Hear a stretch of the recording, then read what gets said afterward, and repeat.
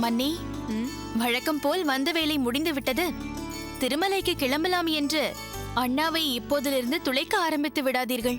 அப்படி துளைத்தாலும் திருமலைக்கு இப்போது நான் போவதாக இல்லை. அப்படி சொல்லுங்கள் அண்ணா. வளர்ந்த பிள்ளைக்கு தாய்மாவனாக இருப்பது என்பது எவ்வளவு கடினம் என்பதை இப்போது நான் புரிந்து கொண்டேன். என்ன சொல்ல வருகிறீர்கள் சுவாமி? கல்யாணத்தில் மாலை மாற்ற தாய்மாமன் தோளில்தானே மாப்பிள்ளை சவாரி செய்ய வேண்டும். ராமானுஜனை தூக்கி தோள் இரண்டும் வலி கண்டு விட்டன. இத்தனைக்கும் பெருமாளின் தீர்த்த கைங்கரியத்திற்கு நிறைகுடத்தை தினமும் சுமந்து வந்த தோள்கள்தான். இருந்தாலும் இதற்கு ஈடு கொடுக்க முடியவில்லை. 2-3 நாட்கள் ஓய்வெடுத்த பிறகுதான் திருமலைக்கே நான் புறப்பட போகிறேன். அண்ணா, இத்தோடு கடமை தீர்ந்து விட்டது என்று நினைக்காதீர்கள். அடுத்து கோவிந்தன் இருக்கிறான். அவனுக்கும் நீங்கள்தான் தாய்மாமன். ஓ, ஆமாம் ஆமாம். இது எனக்கு மிகவும் கனமான பொறுப்பாயிற்றே. எப்படி சமாளிக்கப் போகிறேன் என்று தெரியவில்லை. தீர்த்த கைங்கரியத்திற்கு குடத்தில் ஜலம் கொண்டு வருவதற்கு பதிலாக 2 தவளைகளில் கொண்டு வந்தால் மாலை மாற்ற இன்னொரு மருமானை சுமக்க பயிற்சி எடுத்தார் போல் ஆயிற்று. சொல்வதும் சரிதான். சரி, கோவிந்தன் எங்கே காணோம்? இன்னமும் ராமானுஜன் அண்ணா என்று பின்னாலே சுற்றி கொண்டிருக்க போகிறான். ராமானுஜனும் அகத்துக்காரி என்று ஒருத்தி வந்துவிட்டதே மனதில் கொள்ளாமல் பாசுர வகுப்பு, கோயில் கைங்கரியம் என்று அலைந்து கொண்டிருக்க போகிறான். இருவருக்கும் சொல்லி வையுங்கள். கோவிந்தனை அவன் அப்பாவை தேடி கண்டுபிடித்து கூட்டிக் கொண்டு வரும்படி சொல்லி இருக்கிறேன். முகூர்த்தம் வரையில் கண்ணில் பட்டு கொண்டிருந்தார்.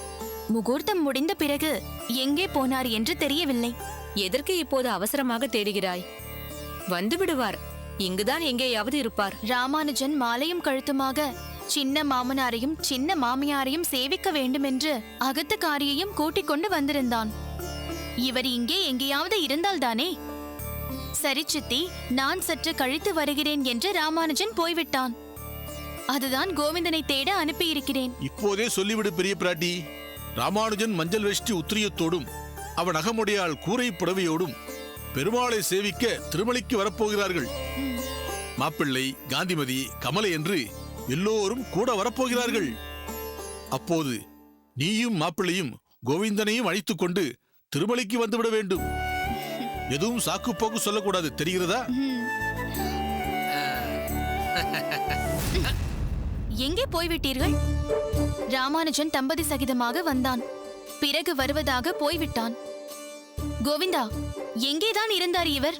வேறு எங்கே? பந்தியில்தான். அதுதானே பார்த்தேன். வயிற்றில் பெருச்சாளி குடையுமே. விடு பெரிய பிராட்டி, பாவம் பசித்திருக்கும். ஆனாலும் எனக்கு கொஞ்சம் அதிர்ஷ்டம் குறைச்சல் தான். என்ன, முதல் பந்தியில் இடம் கிடைக்கவில்லையா? அதெல்லாம் துண்டு போட்டு இடத்தை பிடித்து விட்டேன். இந்த திருக்கண் அமுதுதான் என்னை படுத்தி எடுத்து விட்டது. ஏன்? நன்றாகத்தானே இருந்தது. அதுதான் பிரச்சனையே. நன்றாக இருக்கிறது, இன்னும் கொஞ்சம் திருக்கண் அமுது பரிமாறு என்றேன்.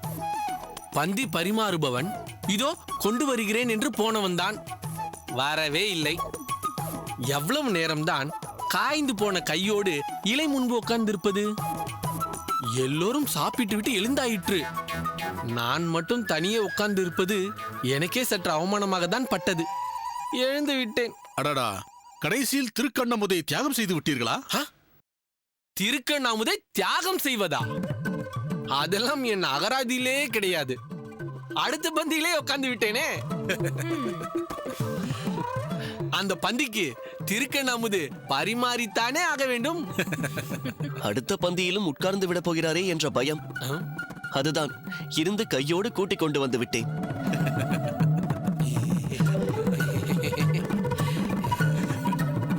நல்ல வேலை செய்தாய் கோவிந்தா. சுவாமி, சற்று எங்கும் போகாமல் இங்கேயே இருங்கள். ராமானுஜன் அகமுடையாளோடு சேவிக்க வருகிறேன் என்று சொல்லிவிட்டு போயிருக்கிறான். சின்ன மாமனாராய் லட்சணமாய் அவனுக்கு ஆசிர்வாதம் செய்யுங்கள். எல்லோரும் இங்குதான் இருக்கிறீர்களா? எல்லோரும் அமுது செய்தாயிற்றா? நாங்கள் எல்லாம் அமுது செய்தாயிற்று.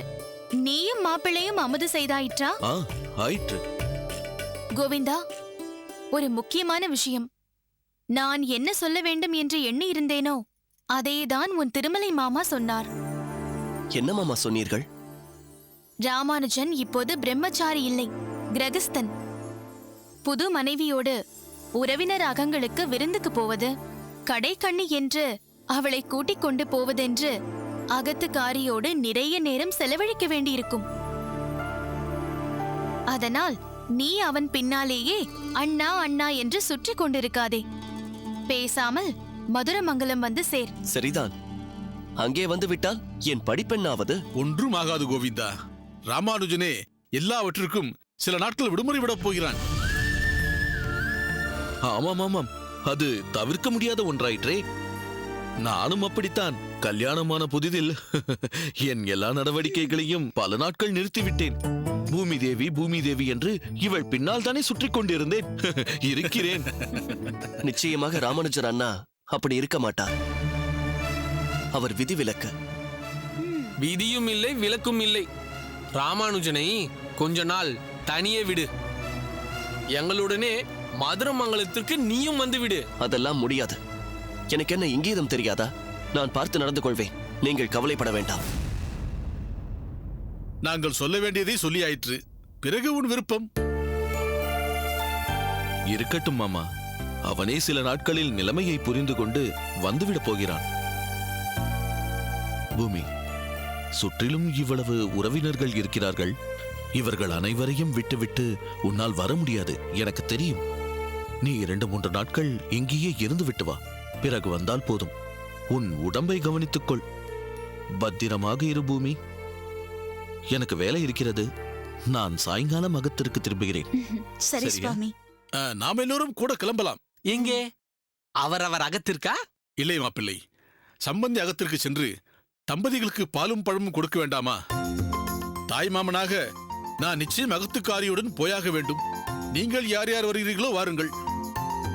சீக்கிரமாகட்டும். இருங்கள் அப்பா.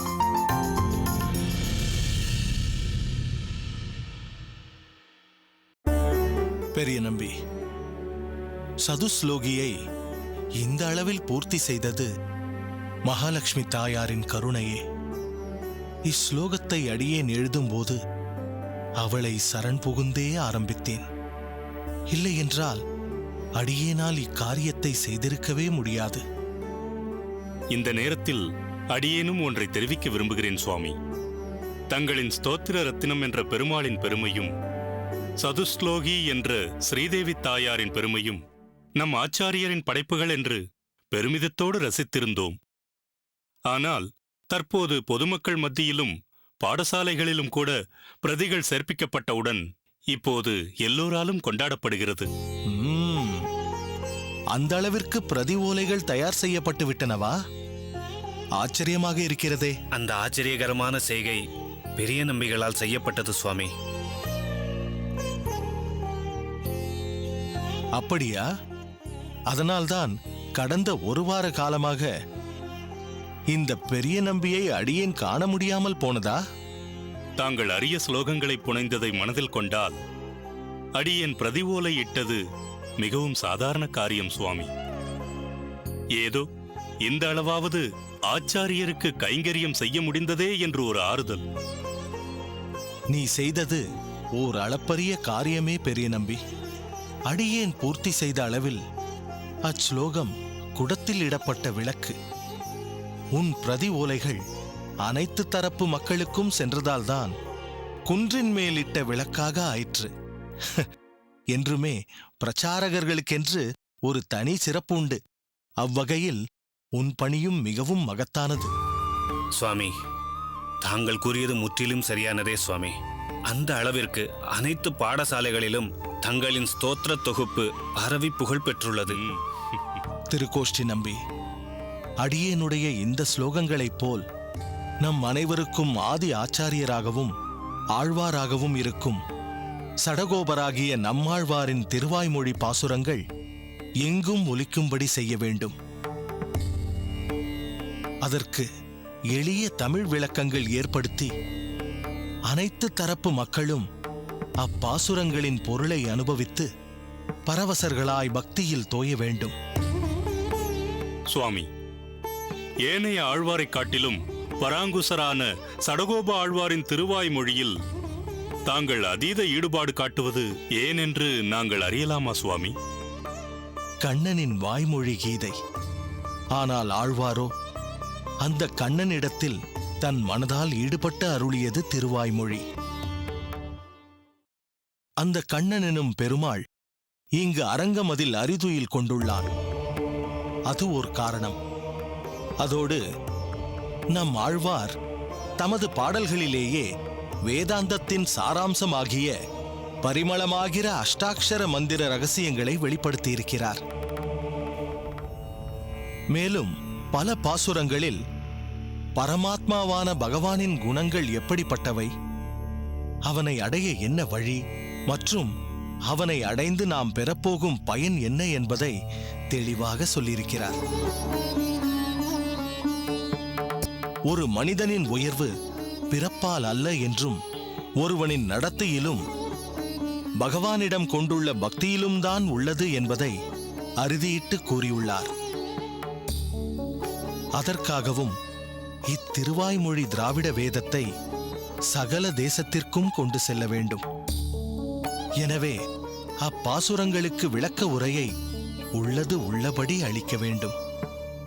அதற்கு எங்களால் எவ்வளவு முடியுமோ அந்த அளவிற்கு எங்களை ஈடுபடுத்திக் கொள்வோம் சுவாமி.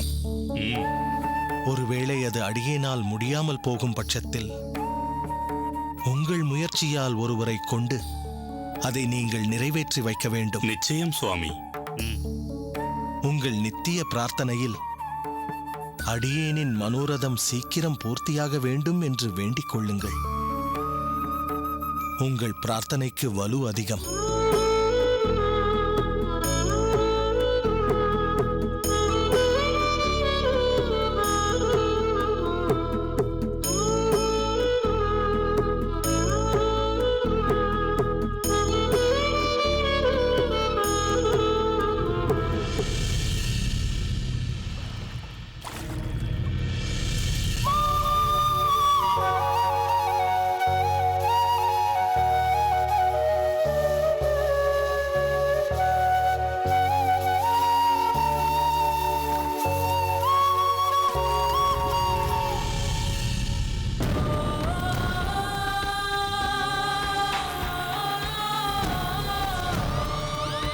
கைலாசம் சுவாமி, ஏனடா இந்த காஞ்சியம்பதியில் பாடசாலை தொடங்க ஓர் இடம் வேண்டும் என்று அமைச்சரிடம் தெரிவிக்க சொன்னேனே, சொன்னாயோ? அமைச்சரிடம் அதை பற்றி பேசுகிறீர்களா? அதுதான் இடம் சம்பந்தம். அமைச்சரிடம் நான் உன்னை ஒன்று கேட்டால் நீ அவனை துணைக்கு கூப்பிடுகிறாயே. நீயே ஒரு எடுபிடி, அவன் உனக்கு எடுபிடியா? அது ஒன்றுமில்லை குருதேவா. பதற்றத்தில் எனக்கு பேச்சு வரவில்லை என்றால் இவன் எடுத்து கொடுப்பான். எனக்கு ஒரு பிடிமானமாக இருக்கும். அதுதான். சரி சரி, அமைச்சரிடம் பேசினாயா? பேச்சு எங்கேயோ மாறினாலும் நீங்கள் நறுக்கென்று விஷயத்திற்கு வந்து விடுகிறீர்கள் குருநாதா. என்னிடத்தில் விஷயம் உண்டு, விஷயத்திற்குள் நானும் உண்டு. கேட்ட கேள்விக்கு பதில் வரவில்லை உன்னிடமிருந்து. ஏன் பதிலுரைக்கிறேன் குருதேவா. சுவாமி, பாடசாலைக்கு இடம் வேண்டும் என்று கேட்டால் அமைச்சர் செவி சாய்ப்பாரா? அடே மூளையை சலவை செய்யாதவனே, அமைச்சரிடம் கேட்க சொன்னவன் நான், இந்த யாதவ பிரகாசன். என்னை நீ யார் என்று நினைத்தாய்? வரும் வழியில் ஒரு பெரிய மரம் இருந்ததே, பார்த்தாயா? அதில் போய் முட்டிக்கொள்ள சொல்கிறீர்களா சுவாமி? அடிமுட்டாளே, சொல்வதை கேளடா. இப்போது அது மரம், அதன் பிறகு விறகு, அதன் பிறகு கறி, அதன் பிறகு சாம்பல், அதன் பிறகு எந்த நிலையும் கிடையாது. இறுதியானது சாம்பல்.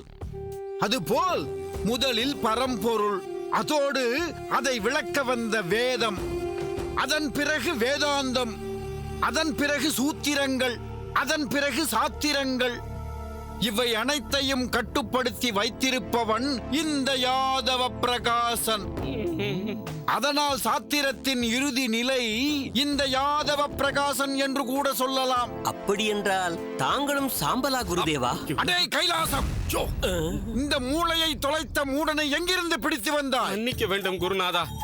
என்னையா, உன் வாயில் தர்பையை போட்டுத்தான் பொசுக்க வேண்டும். வாயை மூடிக்கொண்டு சும்மா இருக்க மாட்டாயா? உம்மை போய் மடத்து சீடனாக ஆக்கியதற்கு என்னை பாதணியை கொண்டுதான் அடித்துக் கொள்ள வேண்டும். பாதணியால் அல்ல, கசையால். கசையடி கொடுக்க வேண்டும் உனக்கு. வேலியில் போகும் ஓணானை பிடித்து இடுப்பில் வைத்துக் கொண்டால் இப்படித்தான் நடக்கும். குருதேவா, இந்த ஜடத்தை மன்னித்தருள வேண்டும். கோபம் தணிய வேண்டும். இதற்கு மேலும் தாங்கள் கோபம் கொண்டால் அந்த கோபாகினியில் நானும் சாம்பலாகி விடுவேன். அதுவே எங்களுக்கு இறுதி நிலை ஆகிவிடும். தயவு செய்து தாங்கள் மன்னித்தருள வேண்டும். அடே அருணாச்சலம் சுவாமி, இன்று தூங்கி எழுந்ததும் யாரை பார்த்தாய்? தங்களைத்தான் முதலில் பார்த்தேன் குருவே. அதனால் பிழைத்தாய் நீ. கைலாசம் குருவே, சீக்கிரமே அமைச்சரை பார்த்து பாடசாலைக்கு இடம் பற்றி பேசு. சுவாமி, அடியேன் ஒன்று கூறினால் கோபித்துக் கொள்ளக்கூடாது. தாங்கள் அடிக்கடி ஒரு வாக்கியம் சொல்வீர்களே. என்ன சொல்வேன்? சாமர்த்தியமாக ஒரு எலி ஒரு பொந்தை தோண்டி அதற்குள் வாழும். ஆனால் பாம்பாகப்பட்டது மெதுவே அந்த பொந்திற்குள் புகுந்து எலியையும் விழுங்கிவிட்டு அப்பொந்தையும் தனக்கு சொந்தமாக்கிக் கொள்ளும் என்று நீங்கள் அடிக்கடி சொல்வீர்கள். எதற்கடா மொட்டை தலைக்கும் முழங்காலுக்கும் முடிச்சு போடுகிறாய்? இதில் என்ன சம்பந்தம் இருக்கிறது? சம்பந்தம் இருக்கிறது குருதேவா. என்ன? நாம் எதற்கு அமைச்சரின் சகாயத்தில் ஒரு இடத்தை பெற்று பின் பொருட்செலவு செய்து ஒரு மண்டபத்தை கட்ட வேண்டும். கட்டி முடித்த ஒரு பிரம்மாண்ட மண்டபம்தான் இந்த காஞ்சியம்பதியிலே தயாராக இருக்கிறது. நீ எந்த மண்டபத்தை கூறுகிறாய்? அதை யார் கட்டியிருக்கிறார்கள்? கூரத்தில் வசிக்கும் கூரேசன் இந்த காஞ்சியில் பிரம்மாண்டமான ஒரு மண்டபத்தை கட்டியிருக்கிறானே, அதை நாம் உபயோகித்துக் கொள்ளலாம். ஓஹோ, அந்த கூரேசன் கட்டிய பொந்தில் இந்த பாம்பு குடிபோகலாம் என்பதுதான் உன் கூற்றோ? மன்னிக்க வேண்டும் குருதேவா. குருதேவா, எனக்கென்னவோ அந்த கூரேசன் கட்டிய மண்டபம் நமக்காக கட்டியது போல் இருக்கிறது. அப்படி என்றால் இன்றே அந்த கூரேசனை சந்தித்து பேசிவிட வேண்டியதுதான். குருதேவா, உங்கள் நாக்கு கருநாக்கு. என்னடா சொல்கிறாய்? நான் பேசிக் கொண்டிருந்த எலி மன்னிக்க வேண்டும், அந்த கூரேசன் வந்து கொண்டே இருக்கிறான்.